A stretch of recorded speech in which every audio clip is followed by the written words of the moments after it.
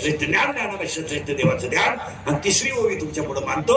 संपत्ती आली तर दया येणार नाही, दया आली तर संपत्ती येणार नाही, आणि दोन्ही जर आले तर तो देव झाल्याशिवाय राहणार. पुन्हा तिथंच फिरा.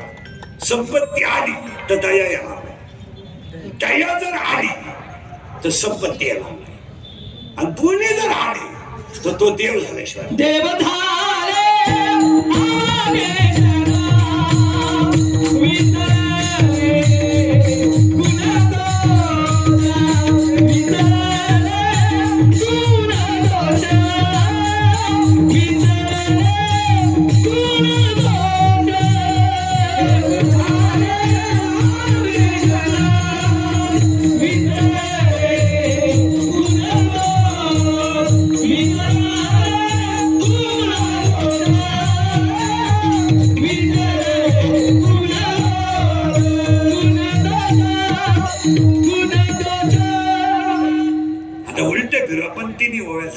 अजून कीर्तनाला सुरुवात झाली नाही.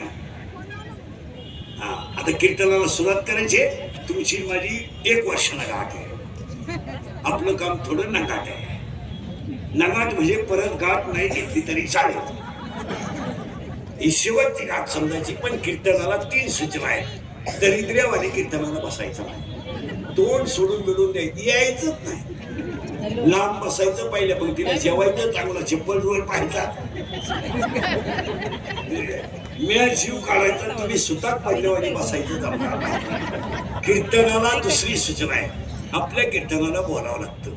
बोललं तरच कळलं, नाही तर काहीच कळणार नाही. पहिलंच काही कळलं नाही, पुढं काय. आणि कीर्तनाला तिसरी सूचना आहे.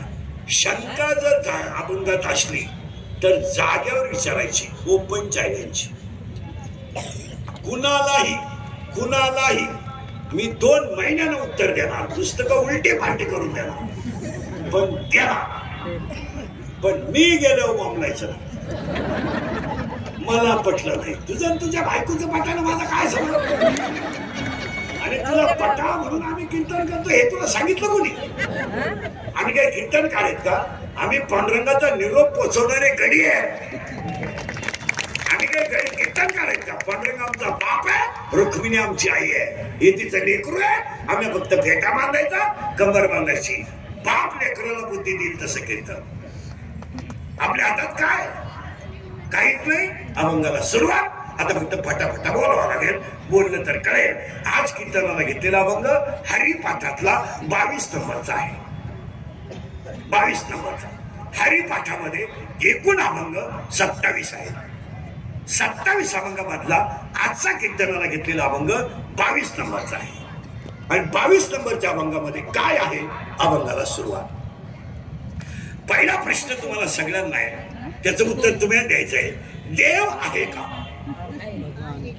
आहे. सावध राहा का, परत घोटाळा होईल.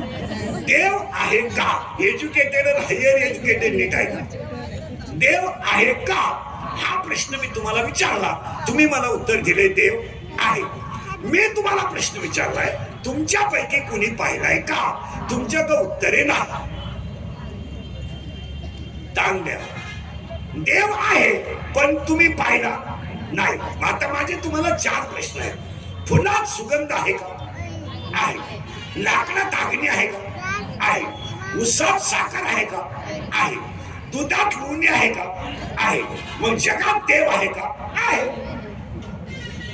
आता उलटा फिरा तिथंच. फुलात सुगंध आहे पण घेतला तर आहे. लाकडात अग्नी आहे पण घर्षण केलं तर आहे. उसात साखर आहे पण प्रक्रिया केली तर आहे. दुधात लोणी आहे पण क्रिया केली तर आहे. जगात देव आहे पण संतांची आई वडिलांची सेवा केली तर आहे. आणि तो देव प्रत्येकाच्या हृदयाला, त्याला सापडीत बसायची गरज नाही. झालं पाहिजे. आता उलट फिरा. लाकडाची राख होईल, राखेचं लाकूड होईल नाही. उसाची साखर होईल, साखरेचा ऊस होईल नाही. दुधाचं लोणी होईल, त्याचं दूध होईल नाही. लोखंडाचं सोनं होईल बरीच लागला तर, पण त्याचं परत लोखंड होणार नाही. अध्याय नंबर 8, ओवी नंबर 198, ओवी नंबर 199, ओवी नंबर 200 आणि ओवी नंबर 201. 8व्या अध्यायातल्या 4 ओव्या घरी गेल्यावर उचकायच्या. लोखंडाचं सोनं होईल, त्याचं परत लोखंड होणार नाही. लागल्याची राख होईल, राखेचं लाकूड होणार नाही. तुम्हाला मला एकदा ज्ञान आलं की दुःख येणार नाही. तुमच्या पाया पडून सांगतो, याच्यामध्ये तुम्ही सुख सापडू नका, आतला आनंद पैदा करा.